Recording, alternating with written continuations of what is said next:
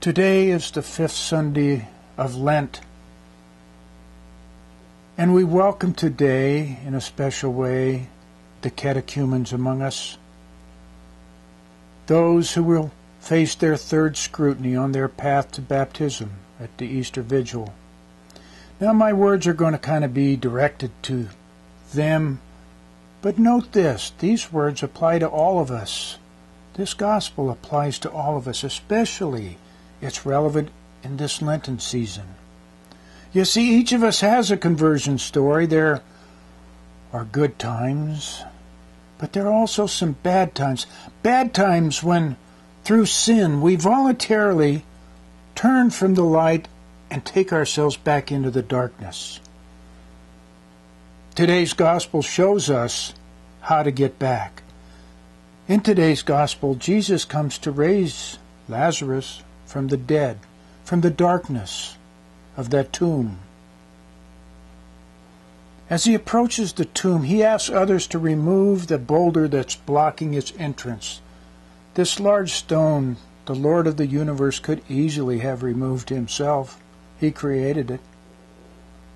But he works through other people to remove that obstacle from Lazarus' path. So too does Jesus today work through other people to remove obstacles from our path, obstacles that keep us from him. Now, once the stone was removed, Jesus turned his eyes heavenward and prayed in a loud voice that all might hear. He wanted all to hear because he wanted them to know that he was not just a man who did incredible things, but rather this is the Son of God, this is the Messiah. This was a call to believe, to come to faith. Then Jesus stood at the entrance to the tomb, and he called into the darkness in a loud voice, "Lazarus, come forth."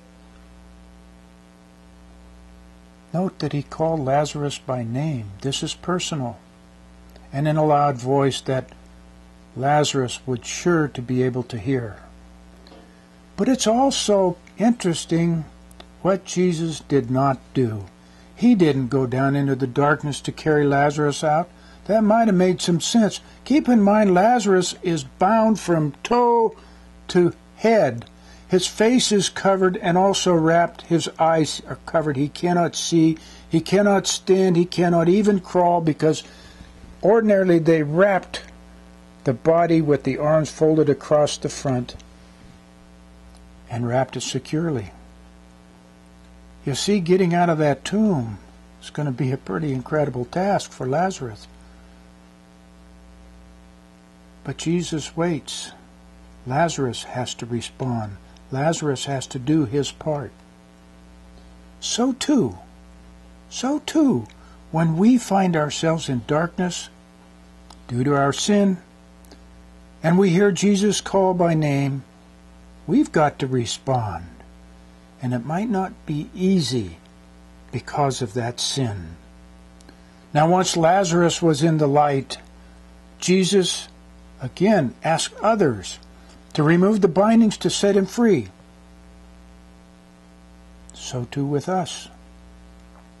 Thomas Aquinas saw in this part of this passage a parallel with those passages in Matthew where Jesus gave to Peter and the apostles the authority and power to bind and to loose.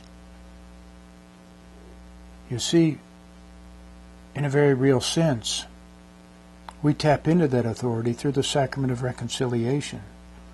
Once we respond to the call, the way we get the bindings loosened is through the sacrament of reconciliation. Through confession, that which binds us and blinds us can be removed forever. Reconciliation is the path back to conversion and salvation. Always, always remember this. There is no sin so great that we little mortal humans can commit that Almighty God cannot remove from our souls forever. Reconciliation is always nearby. But we need to, when we find ourselves in darkness, we need to take that first step.